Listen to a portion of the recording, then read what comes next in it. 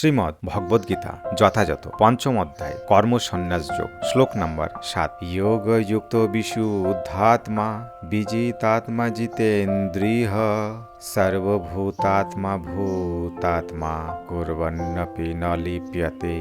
শব্দার্থ যোগযুক্ত নিষ্কাম কর্মযোগে যুক্ত বিশুদ্ধাত্মা শুদ্ধ চিত্ত বিজিতাত্মা আত্মসংযত জিতেন্দ্রিয় ইন্দ্রিয়জয়ী সর্বভূতাত্মা ভূতাত্মা সমস্ত জীবের প্রতি দয়াশীল কুবর্ণপি কর্ম করেও না লিপ্যাতে লিপ্ত হন। অনুবাদ: যোগযুক্ত জ্ঞানী বিশুদ্ধ বুদ্ধি বিশুদ্ধ চিত্ত ও জিতেন্দ্রিয় এবং তিনি সমস্ত জীবের অনুরাগ ভজন হয়ে সমস্ত কর্ম করেও তাতে লিপ্ত হন না। তাৎপর্য: কৃষ্ণ ভাবনায় ভাবিত হয়ে যিনি মুক্তির পথে এগিয়ে চলেছেন তিনি প্রতিটি জীবেরই অত্যন্ত প্রিয় এবং প্রতিটি জীবেই তার প্রিয়। কৃষ্ণ ভাবনামৃত লাভ করার ফলেই এটি সম্ভব। এই প্রকার ব্যক্তি কোনো কিছুকেই শ্রীকৃষ্ণের থেকে ভিন্ন রূপে দেখেন না। একটি গাছের ডালপালা যেমন গাছটি থেকে ভিন্ন নয়, তেমনি তিনিও দেখেন যে প্রতিটি জীবও ভগবানের থেকে অভিন্ন। তিনি জানেন গাছের গোড়ায় জল দিয়ে যেমন সমস্ত গাছটিকে জল দেওয়া হয়, অথবা উদরকে খাদ্য দিলে যেমন সমস্ত দেহকেই খাদ্য দেওয়া হয়, তেমনি ভগবানের সেবা করার ফলে সমস্ত জীব জগতের সেবা করা হয়। এভাবেই শ্রীকৃষ্ণের দাসত্ব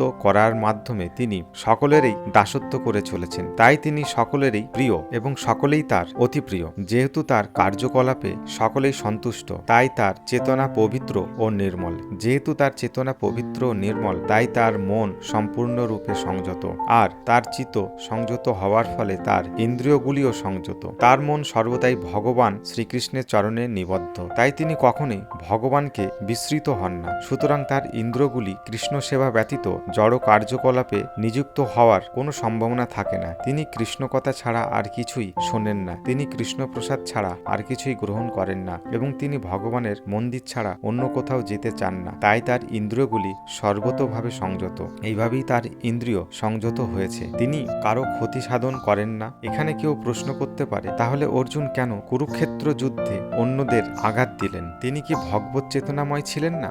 সেই প্রশ্নের উত্তর ভগবদ্গীতার দ্বিতীয় অধ্যায়ে দেওয়া হয়েছে। আপাতত দৃষ্টিতে অর্জুনকে অপরাধী বলে মনে হতে পারে, কিন্তু যুদ্ধক্ষেত্রে সমবেত ব্যক্তিরা স্বতন্ত্রভাবে চিরকাল বেঁচে থাকবে, কেননা আত্মাকে কখনো হত্যা করা যায় না। তাই আত্মার পরিপ্রেক্ষিতে কুরুক্ষেত্রের যুদ্ধক্ষেত্রে কেউ নিহত হননি। ভগবান শ্রীকৃষ্ণের নির্দেশ অনুসারে কেবল তাদের পোশাকের পরিবর্তন হয়েছিল। তাই কুরুক্ষেত্রের যুদ্ধক্ষেত্রে অর্জুন সত্যি সত্যি যুদ্ধ করছিলেন না। সম্পূর্ণভাবে কৃষ্ণ ভাবনাময় হয়ে তিনি ভগবান শ্রীকৃষ্ণের আদেশ পালন করেছিলেন। এই ধরনের ভগবত ভক্ত কোনো অবস্থাতেই কর্মবন্ধনে আবদ্ধ হন না।